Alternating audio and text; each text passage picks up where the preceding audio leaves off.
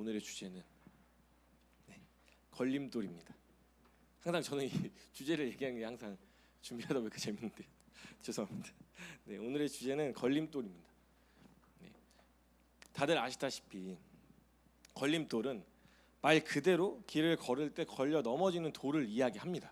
네, 그리고 여기 계신 모두가 살면서 한 번쯤은 걸림돌, 즉 땅에 박혀 있는 돌불이나 보도블록으로 인해 생긴 턱이나 여러 장애물들로 인해 걸려 넘어져 넘어져 본 분들도 계실 것입니다. 네. 그리고 사람들은 이런 경험들을 토대로 자신이 느껴지길 어떤 행동을 할 때 자신의 뜻대로 되어지지 않거나 또 원활히 일이 진행되어지지 않을 때 그리고 그 원인을 가지고 않을 때 등등 그 원인을 가지고 걸림돌이다라고 이야기할 때가 있는데요. 예를 들면 이런 정서입니다. 이런 정서. 제 인생에 있어서 걸림돌 여러분 한번 다 넘어져 보셔서 아실 거예요. 이 걸림돌 걸릴 때 얼마나 거슬리는지 또 우리가 또 인생 살면서 이 걸림돌 같은 이 여러 가지 요소들이 참 얼마나 우리 인생을 불편하게 하는지 참 그래서 왜 걸림돌이라고 이야기하는지 아실 텐데요. 예를 들면 제 인생에 있어서 잊지 못할 부끄러운 경험 중 순위권 안에 드는 이제 사건이 있었는데요. 바야흐로 때는 바야흐로 작년 겨울쯤이었습니다. 다음 날 이제 행사에 필요한 물품이 급하게 이제 필요한 상황이라 저녁 늦게 이제 장을 보러 가게 됐거든요. 그래서 이제 어두컴컴한 도로를 뚫고 이제 와마트라는 저희 맞나요? 저기 밀락동에 있는 와마트라는 대형 마트로 이제 곧장 그 저녁에 달려가게 되었습니다. 그러면서 이제 무사히 야외 주차장에 도착을 하고 아주 나이스하게 이번에는 아주 나이스하게 주차를 했는데요. 이제 시동을 끄고 내렸거든요. 내렸는데 저희가 반품해야 할 물품도 있었던 터라 함께 동행했던 간사님께서 이 짐을 한 박스 한 박스가 정도 되는 이 짐을 들고 내리시는 것입니다. 그래서 저는 이제 또 공적인 일이잖아요. 또 어느 정도 또 무게가 있었기 때문에 또 그렇고 또 일을 좀 일사불란하게 이제 반품을 했었어야 되니까 그 자매 간사님은 빨리 일을 보시고 나는 이걸 빨리 반품하려는 이제 빨리 처리하고 빨리 복귀하기 위해 이제 짐을 들어드리려고 했습니다. 근데 사건은 여기서 터지게 됩니다. 주차장에서 짐을 대신 이제 들어드리려고 박스를 잡았는데 제 이제 오른쪽 이제 새끼 발가락 등 쪽 발가락 쪽에 등 쪽에 무언가 딱 이제 걸리는 것입니다. 이렇게 딱 잡았는데 뭐가 딱 뭐지 이렇게 걸리는 것입니다. 그래서 저는 생각하길 매우 당황했습니다. 왜냐하면 그 자매 간사님이셨거든요. 근데 이분이 제 발을 거실 분이 아닌데 이렇게 장난치실 분이 아니신데 왜 이러실까? 제가 생각을 하게 이게 뭐지? 왜 이러시는 거지? 제가 쳐다보면서 왜 이러시는 건가요? 말씀을 드렸는데 눈으로 말씀드렸어요. 왜 이러신 걸까? 그래서 저는 저한테 왜 그러신지 매우 당황한 채 이제 쳐다봤습니다. 이제 왜 그러실까? 근데 저를 이제 넘어뜨리려고 아주 작정을 하셨는지 제가 찰나에 다음 걸음도 뗄 겸 이제 쳐다보면서 이제 찰나에 다음 걸음 떼야겠다 하는 겸 힘을 살짝 주었는데 저를 걸고 있던 발이 꿈쩍도 안 하는 것입니다. 이게 왜 그러실까? 계속 발을 이제 움직이면서 왜 그러실까 하고 있었는데 이제 그래 짓궂게 장난을 치셔도 빨리 일을 처리해야 되니까 다음 상황으로 넘어가자 해서 그 미세한 컨트롤로 무릎의 미세한 컨트롤로 이제 다리를 들어서 이제 피해 가려고 했었거든요. 이제 오른쪽 다리 살짝 들어서 피해 가려고 했는데 간사님의 발등이 얼마나 이제 높고 딱딱한지 이미 이제 걸으려고 몸의 중심을 기울였던 터라 결국 넘어지게 됐습니다. 왜 그러실까? 넘어지면서 그 찰나에 정말 많이 원망했어요. 나한테 왜 그러시는 거지 이렇게. 근데 이제 아시잖아요. 저는 그 표정을 봤는데 너무 태연한 표정으로 그 표정이 안에 어떻게 그렇게 사악한 마음을 품고도 그렇게 저렇게 순수한 표정 연기하실 수 있는지 저는 그 다리를 거는 간사님의 표정을 마주하면서 정말 의아했습니다. 왜 그러실까? 그리고 나서는 이제 저는 곧장 그 눈이 오고 난 뒤 축축한 주차장 그 바닥 그 한 바퀴를 그냥 아주 재미나게 굴러버렸습니다. 정말 많이 창피했습니다. 정말 사람들이 다 지나가는데 하필 그 어두컴컴한 터라 이렇게 스포트라이트 같은 걸 트이잖아요. 근데 그게 왠지 나한테 향하는 것 같아요. 그래서 자의가 아니라 타의로 다 큰 성인이 되어가지고 제가 축축한 눈바닥을 한바탕 굴렀기에 정말 벌거벗은 기분이었습니다. 얼마나 또 축축한지 나한테 왜 그러시는지 그래서 나한테 왜 그러시는지 정말 억울한 마음에 따져 물으려고 이제 시선을 들었는데요. 제가 당황해서 제가 당황해서 못 봤던. 그러니까 사실 시선을 이제 간사님께 넘어지면서 간사님밖에 못 봐가지고 제가 왜 넘어졌는지를 몰랐던 그 경위를 찾게 되었습니다. 그래서 넘어지면서 보지 못했던 것 그것이 시선에 이제 들어 보이기 시작한 건데요. 그것은 바로 주차장에 다들 아시다시피 그 주차를 도와주는 평평한 곳에 이제 설치되는 방지턱 있잖아요. 네, 거기에 그냥 넘어졌던 겁니다. 사실. 네. 제가 걸려 넘어진 것은 간사님의 그 딱딱하고 큰 발목이 아니었고 그토록 밀리지 않고 견고하며 딱딱하기까지 했었던 그것은 네, 주차 방지턱이었던 것입니다. 네. 보는 순간 억울함은 풀렸죠. 당연히 억울함은 풀렸는데 네, 그날은 인생에 몇 안 되는 부끄러웠던 날로 오늘도 잊지 못하는데요. 제가 이렇듯 여러분들 한 번쯤 넘어져 보셨잖아요. 사실 다 같이 있는 또 여러 가지 또 혼자 걷다가도 남들 안 보았으니 다행이지 오늘도 기억하고 있는 걸림돌. 그래서 다들 이렇게 넘어져 보셨나 봐요. 그래서 걸림돌을 왜 걸림돌이라고 하는지 걸려 넘어질 때 정서로 하여금 우리의 인생에 느껴지는 당혹스러움 또 내 뜻대로 되어지지 않으며 다른 결과를 낳게 만드는 원인을 마주할 때면 그렇게 불편하고 어렵고 힘들고 또 때로는 짜증나고 부끄러울 때가 없습니다. 그래서 꼭 관계 안에서도 관계를 망가뜨리는 걸림돌 같은 사람이 있는가 반면 또 그 관계 안에서도 관계가 더욱 깊어지게 걸림이 되는 짓을 하는 사람이 있는가 반면 생활에서는 또 살다 보면은 내 뜻대로 되어지지 못하도록 방해가 되는 또 지금의 행복을 누리지 못하게 만드는 여러 요소들을 걸림돌처럼 마주할 때가 있습니다. 그래서 지난 과거나 뭐 나의 어떠함이나 뭐 어쩔 때 수많은 감정들이 당장 내가 원하고자 하는 것을 취할 때 걸림돌이 되는 요소로 마주하게 되는 것입니다. 네, 걸림이 되는 요소로 마주하게 되는 것입니다. 재정도 마찬가지죠. 재정은 체감이 좀 크기도 하는데 결국 있고 없음에 따라 걸림을 느끼게 됩니다.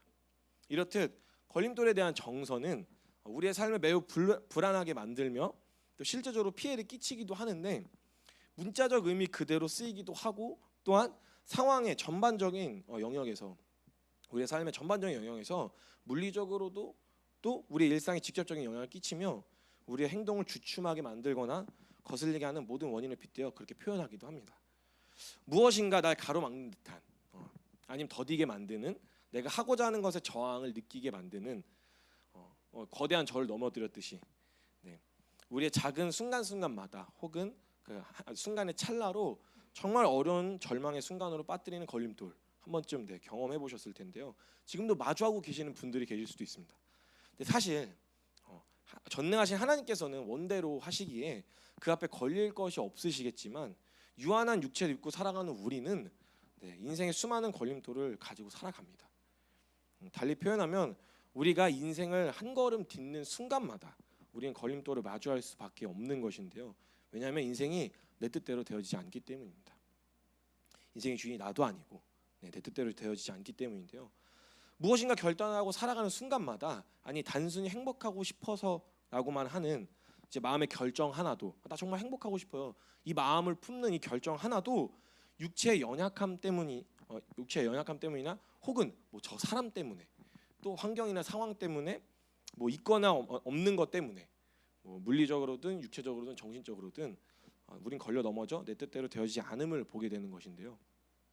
사실 우리가 삶을 살아가면서 지금도 겪고 있듯 이미 크고 작은 영역에서 걸려 넘어져 계신 분도 계실 것입니다. 우리를 어렵게 만드는 원인이자 우리의 삶의 원망의 이제 대상이 되는 걸림돌들. 그런데 혹시 여러분 우리의 인생의 걸림돌이 유한한 우리에게 있어 이런 생각을 한번 해보셨나요?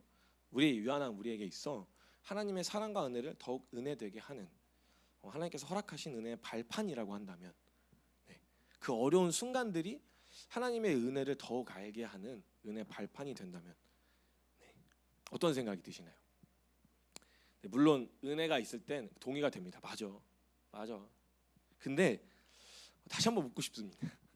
지금 우리가 처한 상황, 마주한 한계, 절망스럽고 고통스러운 현실 등등 우리의 인생을 방해하는 것만 같은 걸리적거리면서 결국 절망으로 넘어뜨리게 만드는 걸림돌이 되는 그 원인이 하나님 편에서 우리에게 은혜로 허락하신 것이자 은혜의 발판이라고 한다면 네, 어떤 생각이 드시나요? 사실 인간적인 반응으로는요. 어려운 상황에 처하면 처할수록 마주한 걸림돌이 크면 클수록 크게 느껴지면 느껴질수록 또 상황이 급박하면 급할수록 은혜라고 다가오기보단 불편함으로 다가오실 텐데요. 맞습니다. 네, 우리의 육체의 정서로 받아들이면 고통 그 자체로 느껴질 수밖에 없기에 우린 정말 지금 우리의 이제 절망의 원인으로 은혜라기보단 어려움으로 받아들일 수밖에 없을 것입니다. 그런데 이 와중에서도 더 큰 문제는 믿는다고 말하는 우리가, 그러니까 일상에서는 다 그렇게 느끼죠. 근데 또 믿는다고 말하는 우리가 큰 문제는 하나님의 말씀마저 걸림돌로 여길 때가 있다는 것인데요.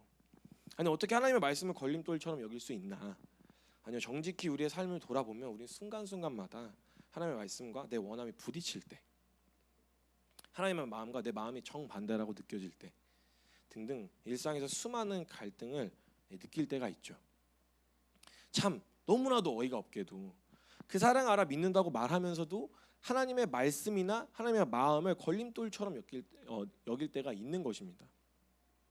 정말 치열한 갈등 가운데 지금 정말 조금이라도 정직하게 겸손하게 또 해보신 분들이라면, 서보신 분들이라면 우리가 얼마나 유치하고도 또 줏대도 없는지 하나님의 말씀과 마음 앞에서 갈팡질팡하는 우리를 봤더라면, 지난 시간 우리의 삶의 모습들을 아신다면 우리가 얼마나 소망 없고 답이 없는지 인정하실 텐데요.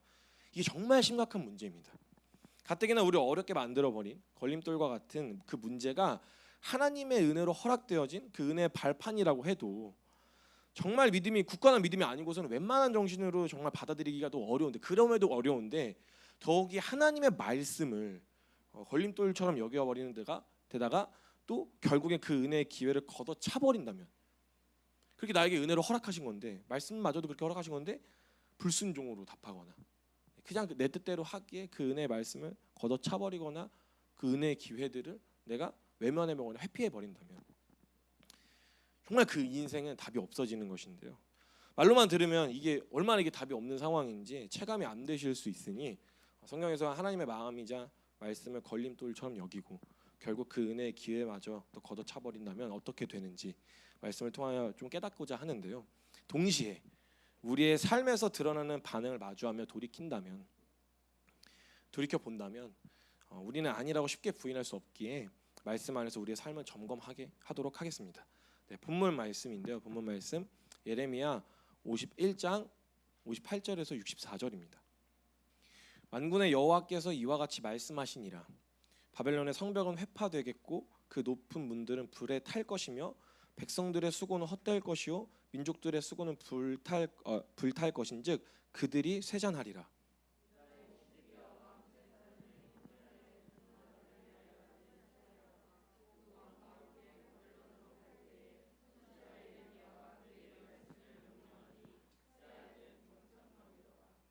예레미야가 바벨론에 닥칠 모든 재난 곧 바벨론에 대하여 기록한 이 모든 말씀을 한 책에 기록하고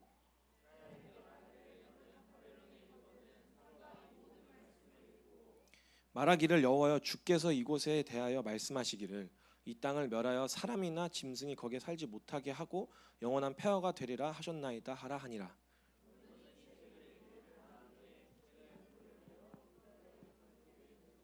함께 읽도록 하겠습니다. 시작. 말하기를 바벨론이 나의 재난 때문에 이같이 몰락하여 다시 일어서지 못하리니 그들이 피폐하게 하라 하니라. 예레미야의 말이 이에 끝나니라. 아멘. 네, 설명을 해드릴게요. 본문의 상황은 하나님께서 예레미야를 통하여 시드기야에게 바벨론은 하나님의 손에 멸망하게 될 것이라고 말씀하시는 상황입니다. 그런데 이번에는 아니나 다를까 좀 너무나도 이제 못 알아들으니까 알아듣기 위해 이제 못 알아듣는 그 모두를 위해서 뭐 바벨론이나 뭐 주변의 이방 나라들이나 또 이스라엘이나 또 시드기야에게 모두를 위해 말만 전할 것이 아니라 참 특이한 방식으로 또 오늘도 전달하게 되는 것을 좀 보게 되는데요. 앞서서 50장과 51장엔 바벨론이 왜 망하게 되는지, 어떻게 망하게 되는지, 이제껏 왜 그렇게 하실 수밖에 없었는지, 그 가운데 이스라엘 향한 뜻은 어떠신지, 하나님은 바벨론이 어떻게 하실 것인지 세세하게 말씀하셨고, 본문의 말씀에서야 예레미야에겐 기록하게 하셔서 책으로 만들게 하셨습니다. 그리고 나서는 스라야라는 군대 보급관에게 이제 넘겨준 다음에 특별한 미션을 주십니다. 그 예언이 바벨론이 멸망한다는 그 예언이 기록된 책을 돌에 메어서 이제 꽁꽁 싸매고 돌에 메어가지고 유브라데스 강에 던진 다음에 아예 멸망에 대한 쇠기를 박듯 이제 이 책과 같이 바벨론이 멸망하는데 다시는 일어서지 못할 거라고, 그 책이 돌 때문에 물에 잠겨서 못 나오듯 바벨론도 동일하게 일어서지 못할 것이라고 이야기하라고 하시는 것입니다. 네.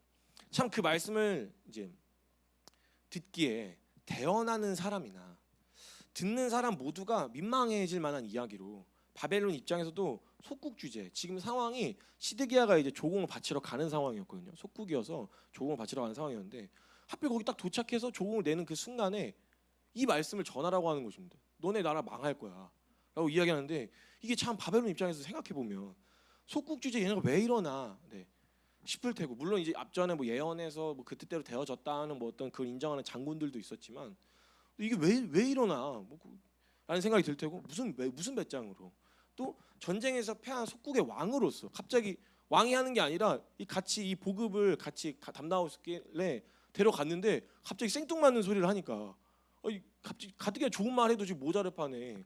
갑자기 뭐 바벨론 망할 것이다. 뭐 기도 펴지 못할 상황에 조공을 바치러 가는데 이런 예언이나 하는, 예언은 선지자가 아닌 이제 관리를 통해서 듣게 되니 시드기야 또한 어려웠을 텐데요. 양쪽 다 모두가 하나님의 말씀을 듣지는 않았습니다. 물론 바벨론이야 자신들의 기세가 하늘을 찌르고 있었던 터였거든요. 그때 중동에 있는 근방을 제패하면서 이제 이스라엘 쪽으로 넘어오는 있어서 완전 이제 하늘을 찌르고 있었기 때문에, 또 게다가 이방 민족이잖아요. 뭐 그럴 수 있다고 쳐도 문제는 남유다 왕인 시드기야입니다. 하나님의 말씀을 자신이 필요할 때는 이전에 찾았습니다. 예레미야 어디 있냐, 자신의 선지자를 통해 찾았는데요. 그런데 자신이 원해서 그렇게 찾아놓고서도 자신이 원하는 말씀이 아닐 때는 하나님께서 자신의 뜻과 다른 상반된 이야기를 하실 땐 귀등으로도 듣지 않았는데요. 먼저 역사를 좀 짧게 살펴보면 시드기야가 왕으로 세워지기 전에 첫 번째 자신의 첫째 형인, 그러니까 요시야의 아들이면서 시드기야에게는 자신의 첫째 형인 여호야김이 언제든 이제 도와줄 수 있을 것 같은 애굽, 또한 바벨론을 공통의 적으로 두고 있어서 뜻을 같이 하는 애굽을, 분명 애굽을 망하게 될 것이라는 그 예언을 듣고서도, 예레미야 예언을 듣고서도 하나님과의 의리가 아닌, 그 신앙이 아닌 자신의 아버지와 둘째 동생이 애굽에 그렇게 죽임을 당했음에도 자신은 살고자, 지금 당장에 도움이 될 것 같으니까, 그전엔 적이었는데 도움이 될 것 같으니까 애굽을 의지하다가 애굽이 거덜나는 것과 동시에, 바벨론에 의해 거덜나는 것과 동시에 거덜이 나게 되었는데요. 끝내는 정신 차리지 못하고 바벨론에게 반역을 일으켰다가 죽임을 당하게 되었습니다. 그리고 나서는 그의 아들이, 여호야김의 아들이 시드기야에겐 조카겠죠. 조카가 여호야긴, 이제 바벨론의 손에 의해 왕으로 세워졌는데요. 아버지를 닮아 참 바벨론이 순순히 당하라는, 하나님께서 바벨론의 얘에게 너를 끌어갈 것이니까 순순히 따라가라라고 말씀하셨는데, 하나님의 뜻을 무시하고서는 바벨론에 대해서 이제 반역을 일으켰다가 즉위한 지 3개월 만에 패배를 당하며 바벨론의 포로로 끌려가게 됩니다. 참 바벨론, 어찌 보면 바벨론 좀 대단한 것 같아요. 마음도 넓은 것 같은데 이스라엘에게 참 많은 기회를 줬었습니다. 그리고 나선 시드기야가 바벨론의 영향 아래 그렇게 포로를 끌고 가고 나서 다시 또 그 요시야의 셋째 아들인 시드기야를, 원래 마띠디아인데 이름을 개명해서 세우게 된 것이죠. 그래서 바벨론의 영향 아래 이제 왕이 되게 됩니다. 그럼 이런 역사를 볼 때만 보더라도, 왜냐하면 경험했거든요. 이 시드기야가. 그럼 시드기야는 정말 정신 차리고 어떻게 되는지 봤으니까 이제 바벨론에게 협조적이었어야 했을 텐데, 과연 시드기야는 순순히 하나님의 말씀대로 바벨론에게 협조적이었을까요?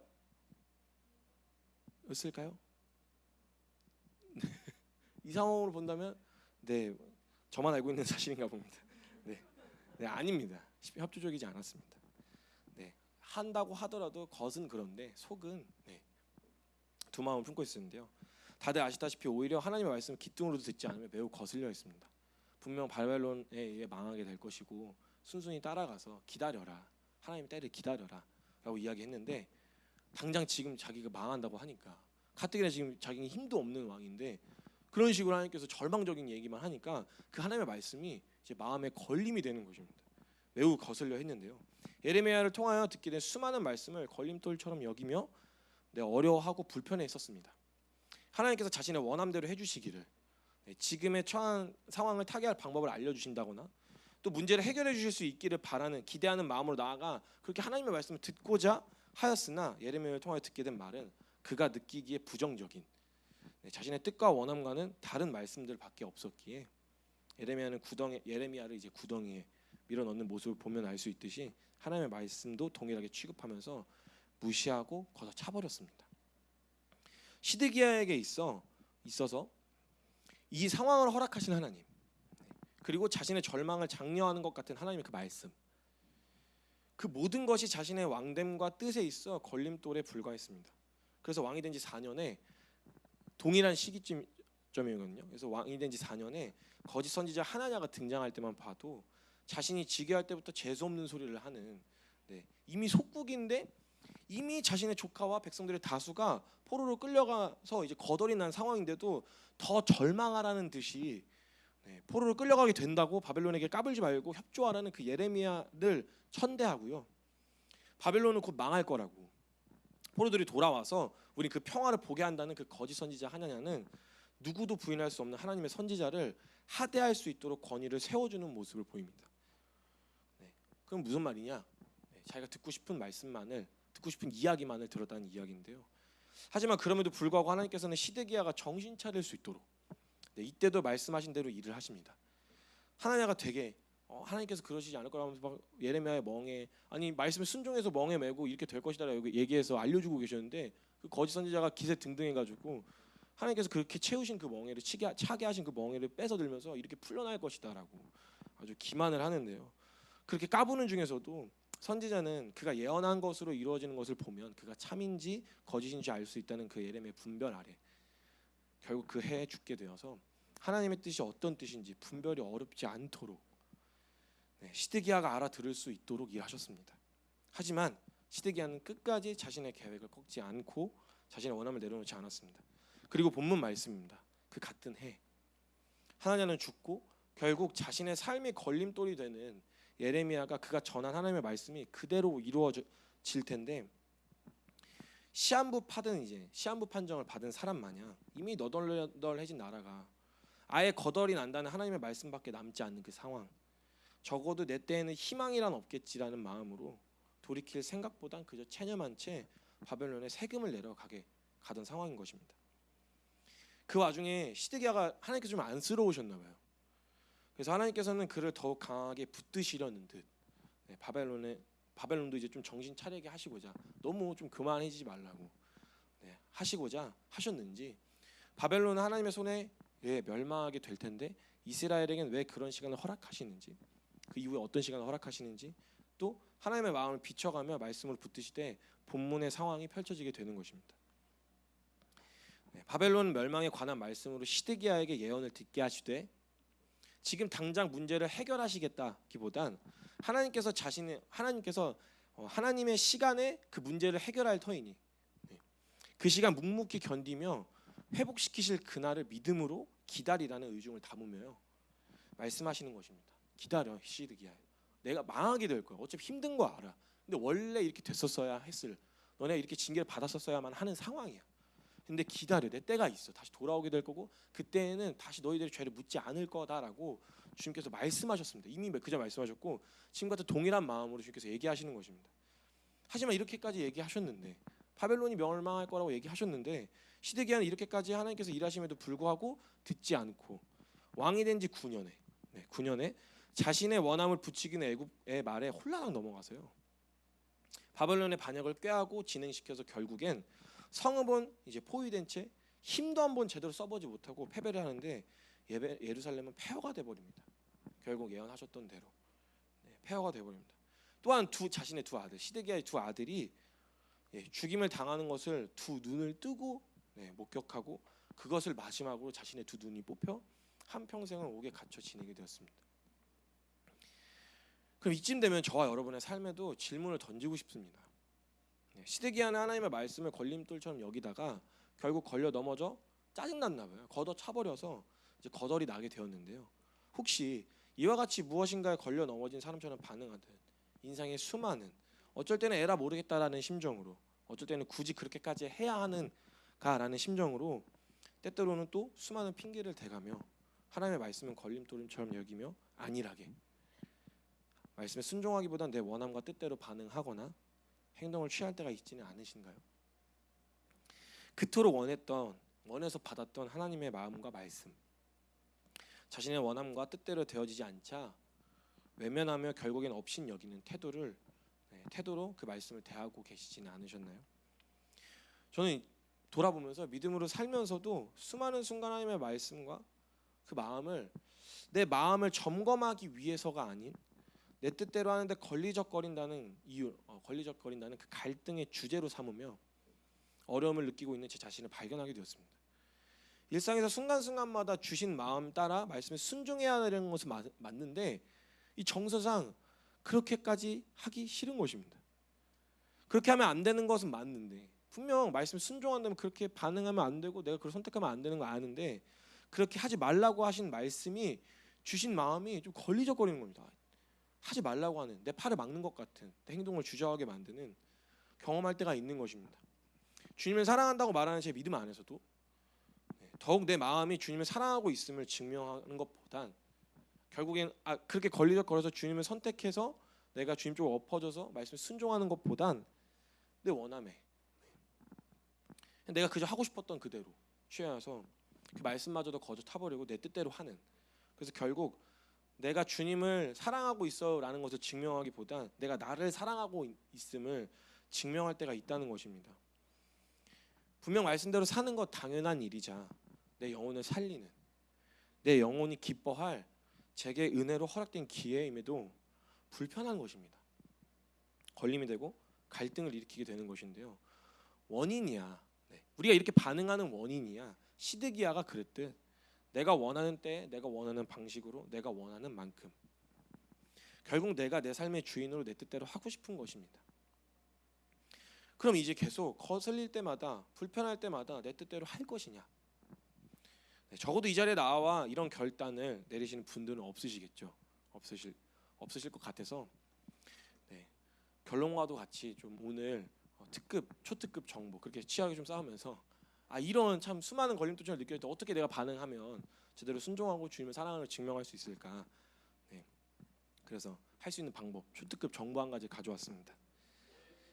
수많은 갈등 앞에서 말씀마저 내 삶이 걸림돌이 되는 것 같이 느껴질 때 내 뜻대로 내 원함대로 엎어지는 것이 아닌 하나님의 말씀대로 말씀에 엎어지는 방법, 그 팁을 알려드리려고 하는데요. 궁금하신가요? 네, 감사합니다. 그것은 바로 우리가 믿는 바 하나님의 사랑을 신뢰함으로 내가 하고 싶은 것에 집중하는 것이 아닌 내게 말씀하신 그 말씀을 주신 하나님의 마음에 집중하는 것입니다. 지금 당장은 거슬리듯 어렵겠지만 내게 순종하라고 하신 말씀 있잖아요. 내게 그렇게 하면 안 된다라고 하신 그 말씀에 의중인 하나님의 마음을 우린 파악해야 합니다. 왜 나한테 이렇게 하라고 하셨을까? 말씀을 보면서도 나한테 이런 깨달음을 주셨는데 그럼 과연 왜 이런 깨달음을 나에게 주셨는가? 하지 말라고 하시는데 그냥 그저 어쩌면 내가 그냥 받아들이기 아니라고 느껴지는 그 마음에 우린 그렇게 순종을 안 할 수도 있거든요. 근데 그게 아니라 왜 나한테 이걸 하지 말라고 하셨을까? 하나님의 마음은 어떤 마음이실까?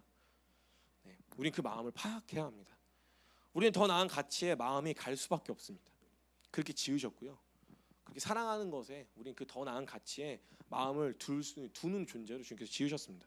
그러니 우리가 당장에 갈등하는 이유는 내가 경험했던, 내가 알고 있는 지식이 전부이기에 그저 지금 내 눈앞에 보이는 것이 있는 것이 커 보이고 또 내 감정과 마음을 흔드는 것에 그렇게 마음을 둘 수밖에 없게 되는 것입니다. 지금 당장에 이게 내가 경험한 것이 전부인데 이게 제일 크니까, 이 가치가 제일 커 보이고 나를 가장 제일 만족하게 할 것 같으니까, 그래서 그렇게 둘 수밖에 없기에 마음을 두었기 때문입니다.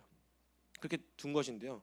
그래서 우리는 한 가지 결단을 해야 합니다. 우리는 우리의 마음을 우리가 이제껏 경험한 바 우리에게 주신 하나님의 완전하고 변하지 않는 놀라운 사랑 안에서 우리의 마음에 하나님의 마음에 우리의 마음을 두어야 합니다.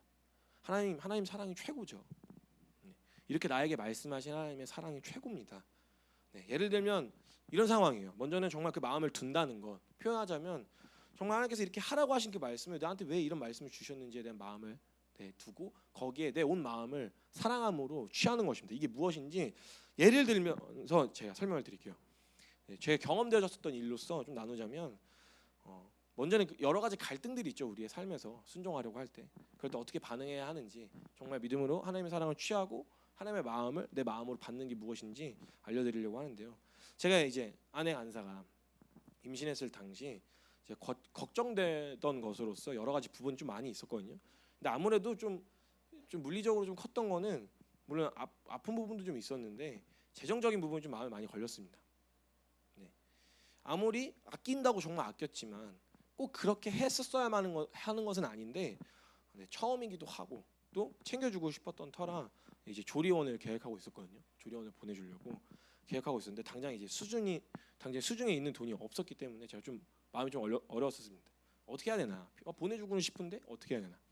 그런데 감사히 다행히게도 이제 장모님께서 원래 지역간사를 위해서 이제 목적으로 두었던 재정이 있으셔가지고 받게 되었고 걱정은 이제 덜 하게 되었습니다. 아 이걸로 해결하면 되겠다.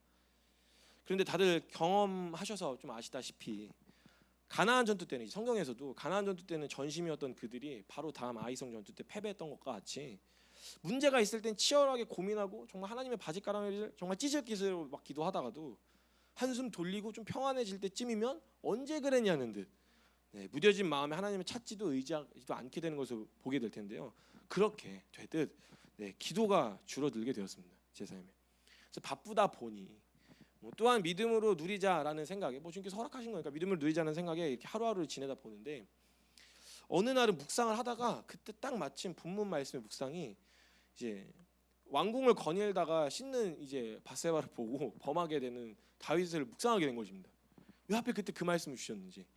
물론 이제 흐름 따라 이제 주신 건데 어떻게 묵상을 하게 되었냐면 그렇게 제 마음에 좀 불편함이 찾아오기를 그렇게 다윗이 힘들 때 어려울 때 마음을 지켰던 정말 와 어떻게 그런 상황에서도 마음을 지킬 수 있었을까 지켰던 다윗이 됐다 싶은 그때 자신은 그렇게까지 하지 않아도 되겠다라는 그때 평안할 그때 마음을 놓쳐 참 악랄하게 반응하는 모습을 보니 그때 자신의 편안함이 아니라 치열함을 선택했더라면 하나님의 나라를 위해서 정말 더욱 전장에 치고 나가고 정말 하나님의 이름을 높이기 위하여서 정말 매 순간 왕으로서도 맞겠지만 정말 그 전장의 군인으로서 그렇게 하나님 위해서 살아갔었더라면 이렇게까지 망가질 수 있었을까? 문제가 그렇게 사라지고 치열할 때 정말 그렇게 정말 하나님을 간절히 붙잡더니 편안해질 때 안일해지는 모습을 보면서 그 인간의 실존됨을 드러내는 모습을 보면서 제가 보이는 거죠. 어느새 해결된 문제 앞에 기도가 줄어들고 있는 제 모습을 보곤 이건 아니다 싶었습니다. 누가 뭐라고 한 것도 아니었고 그렇게 뭐 죄냐 뭐 이거 따진 것도 아니에요. 근데 묵상을 하다가 편안해진 그때 내가 얼마나 망할 수 있을까가 다윗의 모습이 그냥 내 모습과 같이 보여지는 거예요. 말씀이. 그래서 몇 번의 말씀 묵상을 이제 분별을 통해서 이제 제 아내 간사에게 좀 나눔을 했고 네. 받는 사람도 네. 어렵겠지만 이제 그걸 들었던 지영한서도 좀 마음이 어려웠었지만 어려울 수밖에 없죠. 네, 장모님께 받지 않기로 이제 결정을 하고 더욱 기도하고 결정을 내렸고 순종을 했습니다. 근데 문제는 역시나 시간이 이제 지나면 지날수록 그 날이 다가올수록 다른 이제 필요한 요소들이 막 마주할수록 그때 주셨던 마음에 순종한다고 했었던 그 걸음이 내게 하신 그 말씀이 걸림이 되는 것입니다. 내가 그렇게까지 했었을까? 마음 중심만 좀 해결이 됐으면 다시 쉬어도 되는 것이 아닐까? 참 사람이 간사해서 여러 가지 생각이 많이 들잖아요. 그렇게 결정했었던 마음들도 상황이 이렇게 문제가 터지고 나니까 순종했던 마음을 지키기가 너무나도 어려운 것입니다. 이게 어떻게 하면 좋을까? 네. 아니 믿음으로 시작했으면 끝까지 믿음으로 가야 하는데 사람 참 간사하게도 힘들어하는 와중에도 포기해야 할 것을 생각하는 정말 제가 좀 많이 입술이 좀 심했었어가지고 네. 그 와중에서도 막 포기해야 하는 것들을 생각하는 게 그 모습을 볼 때면 이 여간 마음이 쉽지 않은 것입니다. 내가 그때 그 선택만 하지 않았었더라도 이거는 그냥 가볍게 넘어갈 수 있을 문제였을 텐데 물론 그때도 그럼에도 빠듯했겠지만 이게 좀 마음이 좀 쉽지 않은 것입니다. 그렇게 이전에 재정 훈련을 받고서도 정말 믿음 훈련을 받고서도 믿음이 더 굳세지기보단 하나님이 아닌 제 통밥으로 더 많은 가능성들을 생각하게 되는데요. 하루하루 시간이 다가올수록 내게 하신 말씀이 순종하겠다고 했던 그 품었던 마음이 제 결단을 흔들기도 하며 후회로 다가와 조리원을 보내겠다는 제 마음에 이제 걸림이 되는 것입니다. 네. 그런데 그때마다 앞서 나눠드린 우리의 마음을 지킬 수 있는 팁을 활용했었는데요. 감사하게도 말씀으로 계속 붙들어 주셨습니다. 그간 순종했을 때 주셨던 은혜 또한 지난 시간 동안 깨닫게 하신 사랑을 기억함으로 지금은 순종했을 그때 그 말씀이 걸림돌처럼 느껴지지만 이 또한 하나님께서 내 마음을 지키시고 내게 허락하신 가정을 지키시기 위한 과정임을 신뢰함으로 나에게 가장 좋은 것 주시기를 원하시는 하나님의 마음을 바라보는 가운데 결심한 마음과 순종의 걸음을 유보하지 않았습니다. 물론 꼭 그렇게 해야만 믿음은 아닙니다. 하지만 하나님께서는 감사하게도 저와 제 가정의 하나님 되심을 또 저희를 사랑하시되 붙들고 계심을 증명하셨습니다. 무엇보다 재정을 채워주셔서 그런 것이 아닙니다.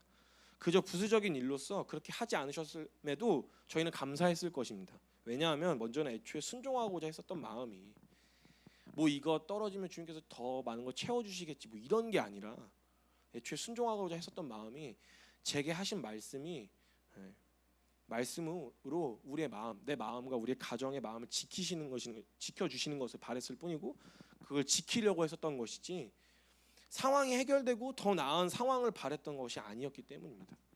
그리고 나서 이후에 여러 상황과 말씀을 통해서 제 마음의 중심을 점검케 하셨지만 대단히 올려드릴 것 없었고 또 부족하고 부끄러운 것도 사실이지만 제 삶의 키인 이 마음을 붙들어 주셨고 지켜주셨음을 경험했기 때문입니다. 여러분, 하나님의 말씀마저 우리의 삶의 걸림돌처럼 느껴질 때 혹은 여러 상황들이 순종하겠다는 결심마저 또 흔들어 걸림이 될 때 수많은 갈등 앞에서 기억하셔야 합니다. 우리가 믿는 바 하나님의 사랑을 신뢰함으로 내가 하고 싶은 것에 집중하는 것이 아니라 지금 당장의 상황이나 뭐 어려움에 또 나의 어떠함이 집중하는 것이 아닌 내게 하신 말씀이 내게 하신 하나님의 내게 말씀하실 때 내가 그렇게 말씀하신 하나님 마음에 집중하셔야 됩니다. 아멘이신가요? 네, 그리고 주님께서 말씀하실 때 하나님 자신의 마음까지 또 말씀과 함께 알려주십니다. 우리가 그렇게 마음을 알고자 말씀에 집중할 때 하나님께서 반드시 알려주십니다. 네, 시드기야 때도 마찬가지였습니다. 앞서 나눴듯 물론 시드기야는 듣지 않았습니다. 근데 하나님께서는 그 마음을 계속 알려주셨습니다. 그간 예레미야 선지자를 통하여 순종할 말씀을 듣게 되었는데 본문 말씀에서는 아예 바벨론의 멸망을 언급하시면서 하나님의 마음을 다 드러내어 말씀하셨습니다. 네, 예레미야 51장 5절 말씀인데 새번역이어서 제가 읽도록 하겠습니다. 예레미야 51장 5절 말씀. 비록 이스라엘과 유다가 이스라엘의 거룩하신 분을 거역해서 그들의 땅에 죄가 가득 찼으나 자기들의 하나님 만군의 주께서 만군의 주에게 버림받은 것은 아니다. 이스라엘이 비록 벌을 받을 것처럼 벌을 받는 것처럼 뭐 어려운 순간이 오나 하나님께서 버리신 것은 아니라고 말씀하셨습니다. 시드기야에게 말씀하신 건데요. 또한 33절엔 이제 하나님께서 이스라엘의 절규를 외면하지 않으시고 이스라엘이 당한 그대로 바벨론에게 응징하시겠다고까지 말씀하셨습니다. 그러니까 하나님께서 일을 하시겠다고 하나님의 그 마음을 내가 아버지 되기 때문에 내가 버린 것이 아니기 때문에 내가 일할 것이다라고 기다리라고 주님께서 말씀하셨습니다. 그러니 당장에 처한 상황이 체감되길 절망적이고 괴롭고 어려워도 예레미야를 통해 하나님의 말씀마저 걸림돌처럼 느껴져도 하나님께서는 다 알고 계시니 다 갚으실 것이고 아무리 버려진 것처럼 괴로운 상황일지언정 잘못한 것이 있어 매를 맞아야 하겠지만 반드시 돌아올 것이라고 하나님께서는 이스라엘을 포기하지 않음을 그때는 죄를 다시 묻지 않겠음을 아버지 되신 그 마음을 시드기야에게 가르쳐 주셨습니다. 그리고 동일하게 오늘도 주님은 수많은 갈등 가운데 있는 말씀을 마저 걸림돌처럼 여기는 우리에게 있어 하나님께서는 자신의 마음을 말씀을 통하여 말씀하고 계십니다. 모든 것이 하나님의 사랑 안에서 하나님의 영광을 드러내는 일이자 우리에겐 가장 복된 것임을 결국 하나님의 사랑을 이 예배 시간을 통하여 주님은 말씀하고 계십니다. 함께 하나님의 말씀을 마음을 붙잡음으로 나의 원함과 세상에 두었던 시선과 마음을 돌려서 오직 한 분 나의 사랑하시는 주님께 마음을 두기를 우리 시선을 두기를 결단합시다. 매 순간 모든 일이나 또 상황이 걸림돌처럼 그 순간들이 걸림돌처럼 느껴져 괴롭고 힘들고 어렵고 또 슬플 때 심지어 말씀마저 걸림돌처럼 느껴져서 그래서 상황이나 환경에 믿음마저 흔들리려고 할 때 기억합시다. 하나님께서 나를 사랑하신다. 나를 사랑하신 아버지 되신 주님께서 지금 나의 원함과 내 뜻과는 다를 수는 있어도 결국엔 나에게 가장 좋은 것 주시기를 원하시는 분이시다. 우리 함께 매 순간마다 이 하나님의 놀라운 사랑을 믿음으로 나아갑시다. 아멘이신가요? 네. 그다음 또 마지막으로 정말 지금 이 순간 그 걸림돌에 넘어진 사람처럼 걸림돌에 넘어진 사람처럼 넘어져 있는 그 절망스러운 상황에 내 뜻대로 안 되어 어찌할 바를 모르는 어려운 순간에 처한 분들이 계시다면, 혹여나 계시다면 한 가지 붙으셨으면 하는 사실이 있습니다. 네, 비록 우린 유한한 육체를 입고 있어서 앞서 말씀드렸듯 걸려 넘어질 수밖에 없는, 그래서 괴로울 수밖에 또 어려울 수밖에 없지만 하나님 편에서는 그 절망의 끝에서 우리를 만나시기 위한, 우리를 지으시고 이 땅에 육신을 입고 오셨기에 우리가 지금 느끼는 모든 감정을 다 알고 공감하신 주님께서 우리의 전부 되시기 위해, 진정 우리의 영원한 만족 되시려 하시기 위해 다시는 썩어 없어질 것으로 어렵거나 괴롭거나 슬퍼할 일 없도록 하시기 위해 허락하신 은혜의 순간임을 기억하시길 바랍니다. 즉 우리에게 있어서 걸림돌처럼 느껴지는 그 모든 순간은 사실 하나님의 영원한 사랑으로의 초대로 우리의 영혼을 구원의 반석 위에 세우시기 위함임을 깨달으시기를 바랍니다. 절망으로 끝날 일이 아니라 하나님을 만날 은혜의 때입니다. 오늘도 여러분의 마음의 문 밖에 서서 우리가 마음의 문을 열고 나오기를 우리의 마음 문을 두들기고 계십니다. 오늘은 이제는 그 사랑의 초대에 응하시기를 바랍니다. 이제 함께 기도하실 텐데요. 우리 하나님 마음 앞으로 우리의 마음의 문을 열어 한 발짝 나아가려고 합니다.